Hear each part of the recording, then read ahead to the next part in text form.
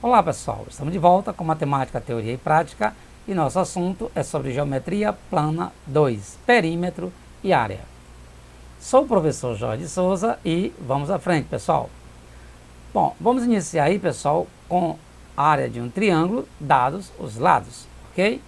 Bom, para isso, pessoal, se a gente tem um triângulo onde os lados são ABC, para a gente calcular a área desse triângulo, a primeira coisa que a gente tem que fazer, pessoal, é calcular o semiperímetro, certo? Desse triângulo. Ou seja, o que vinha a ser o semiperímetro, pessoal? O semiperímetro é a metade do perímetro. Fazendo os cálculos do semiperímetro, é só jogar na fórmula da área, pessoal. E a área vai ser dada por essa relação, né? Raiz quadrada de P, que multiplica P menos A vezes P menos B vezes P menos C. Onde o P é o semiperímetro, o A, o B e o C são os lados do triângulo, pessoal. E essa fórmula, ela é conhecida como fórmula de Herão, ok, pessoal? Vamos à frente. Bom, vamos agora falar aí, certo, de outra figura plana chamada de triângulo equilátero. E o triângulo é equilátero quando ele tem três lados iguais. Eu acredito que todo mundo já sabia disso aí, né, pessoal? Se tem três lados iguais, triângulo equilátero. Logo, se eu chamar o lado desse triângulo de L, o perímetro desse triângulo vai ser dado por 3L. Por quê? Porque perímetro é dado pela soma da medida dos lados do triângulo, pessoal. Ou seja, o perímetro é o contorno, é a medida do contorno desse triângulo. E a medida do contorno desse triângulo é dado por 3Ls. Nós já temos um vídeo aí, pessoal, falando sobre, certo, área e perímetro, certo? É chamado de Geometria Plana 1. Assistam o vídeo para você entender melhor essas questões sobre área, ok, pessoal? Essas definições que a gente está dando aqui sobre área. Vamos falar também da área desse triângulo, pessoal. Como é que se calcula a área desse triângulo, pessoal? A área desse triângulo é dada pela relação L ao quadrado, raiz de 3, sobre 4. Através dessa formulazinha, dessa relação, nós calculamos a área do triângulo equilátero. Ok, pessoal? Então, nós já falamos aí a área de um triângulo qualquer no vídeo anterior. E agora, nesse vídeo, nós estamos falando da área do triângulo dados os lados, que é chamada de fórmula de Herão, e da área do triângulo equilátero. Vamos procurar, pessoal, colocar, certo, essas formulazinhas na cabeça, porque elas são muito cobradas nas questões de Enem e também, pessoal, em vestibulares, fora do Enem e também em concursos. Então, vamos procurar colocar essas formulazinhas na cachola, pessoal. Para isso, é só estudar, certo? Com firmeza, turma. Vamos lá, continuando? Continuando, pessoal, vamos ver aí um exemplo. Um terreno com formato de triângulo equilátero, olha lá, triângulo equilátero, será concretado. Sabendo que esse terreno possui perímetro de 240 metros, quantos metros quadrados de concreto serão gastos nessa obra? Considere a raiz de 3 igual a 1,7. Ora, pessoal, então vamos à resolução. Já sabemos que o perímetro é 240 metros, pessoal. Mas sabemos que o terreno ele tem a forma de um triângulo equilátero.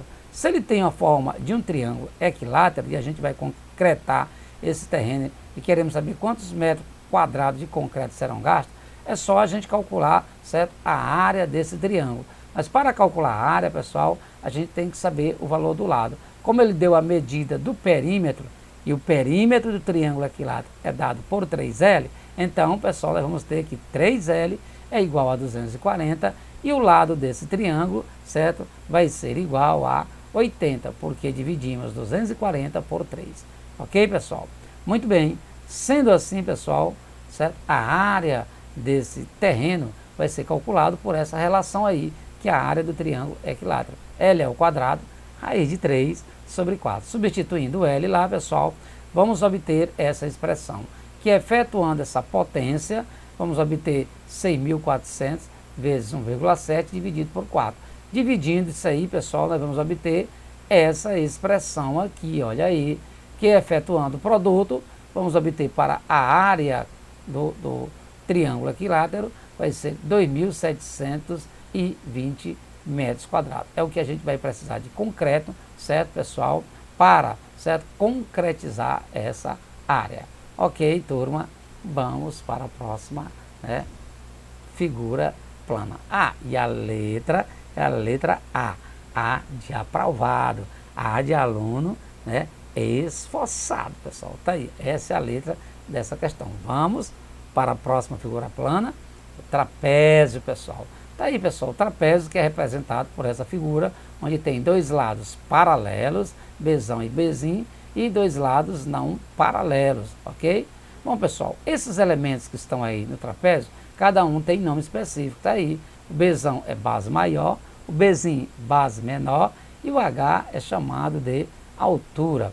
E para calcular a área do trapézio, pessoal, é só usar essa fórmulazinha aí, base maior mais base menor vezes altura dividido por 2. Eu acredito que vocês também já sabiam da área do trapézio, certo? Lembrando que o trapézio, pessoal, é um quadrilátero, ok? Assim como o losango também é um quadrilátero, pessoal. E no losango nós temos esses dois elementos que são chamados de diagonal maior e diagonal menor. E a área do losango é dada por essa relação aí, pessoal. Olha lá, diagonal maior vezes diagonal menor dividido por 2. Ou seja, é o semiproduto, certo, das diagonais. Ok? Aí está a área do trapézio e a área do losango. Bom, vamos falar agora, certo, dessa outra figura plana. Também muito cobrado, pessoal, certo, aí nos Enem vestibular. Inclusive na geometria espacial, pessoal, certo? Essas fórmulas que vocês estão vendo aqui, ou seja, a fórmula dessas áreas que vocês estão vendo aqui, também é muito usado na geometria espacial. Portanto, pessoal, vamos estudar com firmeza, certo? E procurar colocar na cachola, certo? As áreas dessas figuras planas.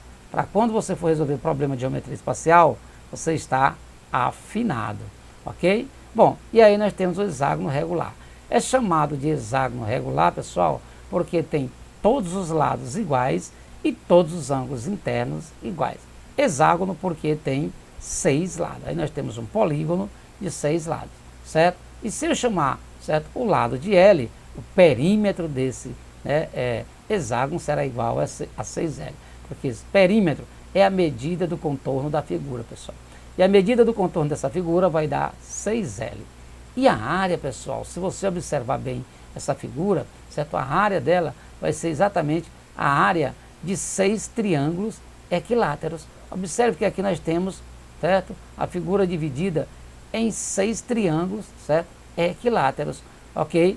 E se a figura foi dividida em 6 triângulos equiláteros, então a área do hexágono vai ser igual a 6 vezes a área de um triângulo equilátero. Mas quando simplificamos, pessoal, esse 6 pelo produto da área, certo, de um triângulo equilátero, a expressão que nós obtemos é essa aí, ó.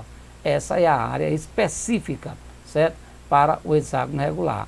3L ao quadrado, raiz de 3, sobre 2. Ok, turma? Bom, vamos à frente. Ok, vamos à frente com exemplos. E vem aí o primeiro exemplo. A figura representa 7 hexágonos regulares e né, de lado 1 e um hexágono maior, cujos vértices coincidem com os centros de 6 dos hexágonos menores. Então aqui nós temos 7 hexágonos regulares de lado 1, certo? E um hexágono maior, cujos vértices está aqui, ó, coincide com o centro dos hexágonos, certo, menores. Vamos lá. Então vamos continuar, né, a questão. Aí a questão diz assim: então a área do pentágono achurado é igual a. Tá aí, pessoal, pentágono achurado quer dizer do pentágono pintado, que é esse aí, né, de cinzazinho. Vamos à resolução. Para isso, vamos trazer a figura para cá, pessoal. Tá aí.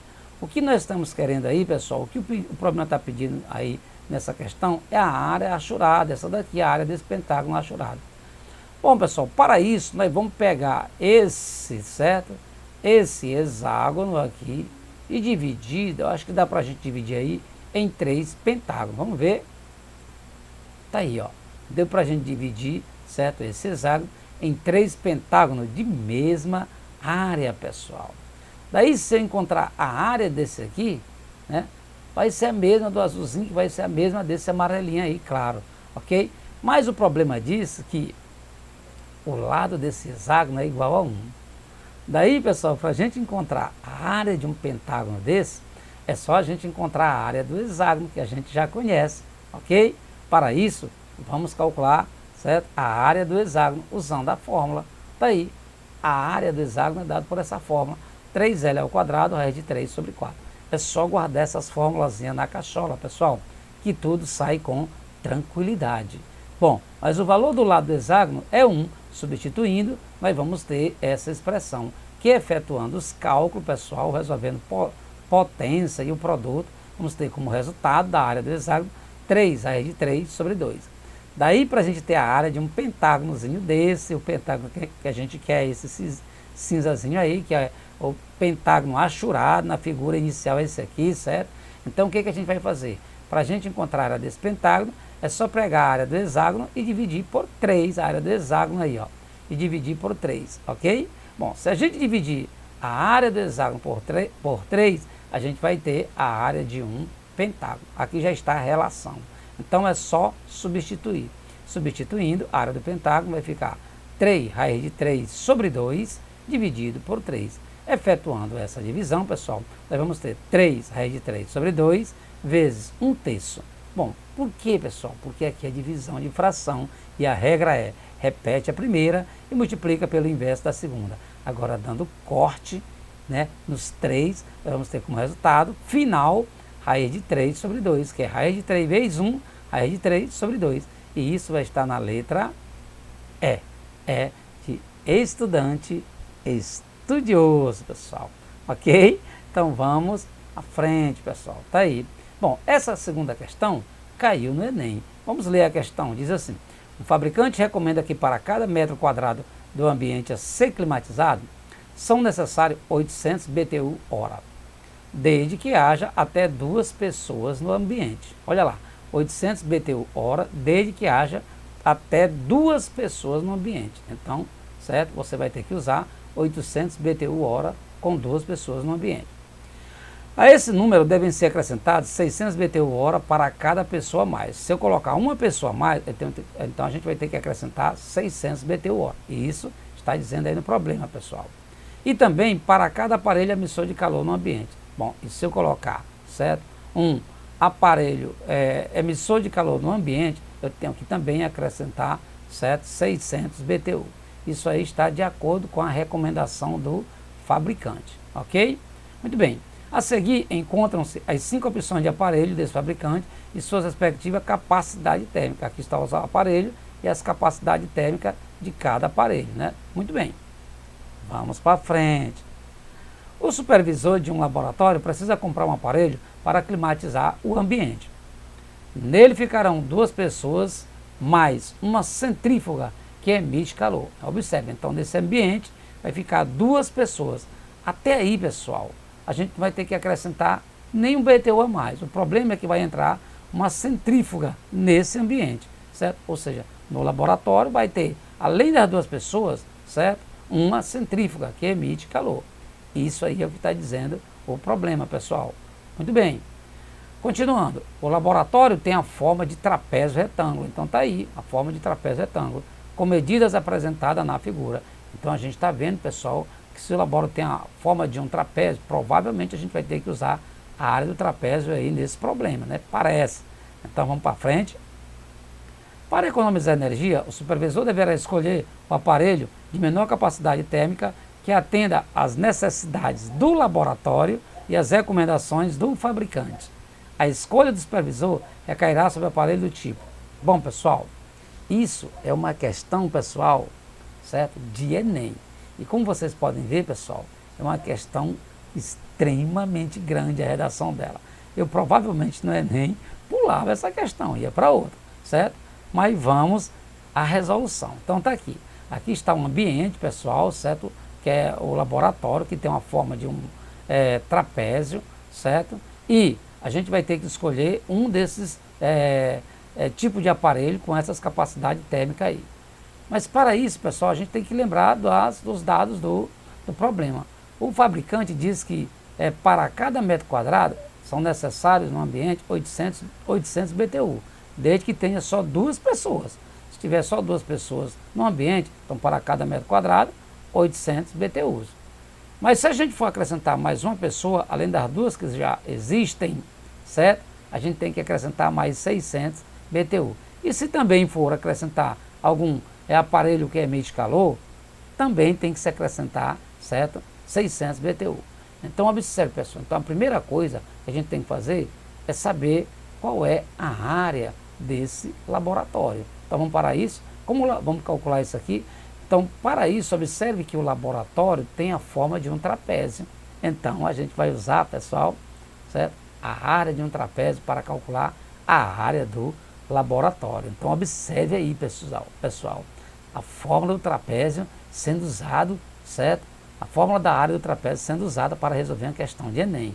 É por isso que eu digo a vocês, a gente tem que estar com essas fórmulas dessas áreas na cabecinha, pessoal, certo? Até o momento, certo, das nossas avaliações que a gente tem que fazer, seja ela de Enem, de concurso ou de vestibulares, ok? Então vamos lá, primeira coisa é calcular a área desse laboratório. Vamos lá, calculando a área do laboratório, aqui já está os valores, né, de base maior, base menor e altura. Então é só jogar na fórmula, pessoal.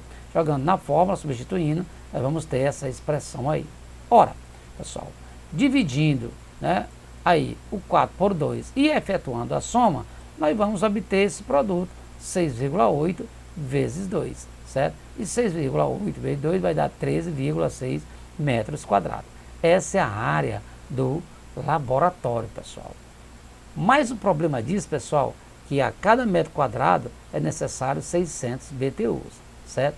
Bom, pessoal, então para esse laboratório, certo, vão ser necessários quantos BTUs, certo? Para uma área de 13,6 metros quadrados. Ora, pessoal, se para cada metro quadrado nós precisamos de 800 BTU, então para 13,6 metros quadrados vamos precisar de X BTUs. Então isso aí é uma regra de 3 simples. Nós resolvemos assim. Tá aí, ó. Se 1 metro quadrado necessitamos de 800 BTU, certo? Então para 13,6 metros quadrados, nós vamos precisar de um aparelho com a capacidade de 10.880 BTU. Ou seja, para esse laboratório é necessário um aparelho de 10.880 BTU para poder climatizá-lo. Ok, pessoal? Acontece, pessoal, que vai ter que ser acrescentado mais alguma coisa aí. Não é verdade? Porque, veja bem, nesse laboratório vai ter 2 pessoas. Até aí, tudo bem. Se fosse só as 2 pessoas, a gente não precisava acrescentar nada, certo? Mas acontece que dentro do laboratório vai ter um aparelho que emite calor. Então a gente tem que acrescentar mais 600 BTU. E fazendo a conta, pessoal, o resultado vai ficar 11.480 BTU hora. Essa é o aparelho, essa é a capacidade térmica do aparelho que é necessário para estar dentro desse ambiente. E isso, pessoal, certo? Vai estar na escolha, o supervisor vai ter que escolher o aparelho aí do tipo 3, né, pessoal? Que é o que está mais próximo desse aqui. Ou seja, esse aqui é o que está mais próximo dele aqui, né? Do aparelho do tipo 3, que é 11.500 BTU. E isso, pessoal, vai estar ele fazendo essa escolha. A alternativa correta vai ser a letra C. Ok, pessoal? Então, certo, pessoal? Com isso aí, a gente encerra essa questão, certo? Eu quero agradecer a todos, pessoal. Bons estudos e até a próxima aula, pessoal. Valeu!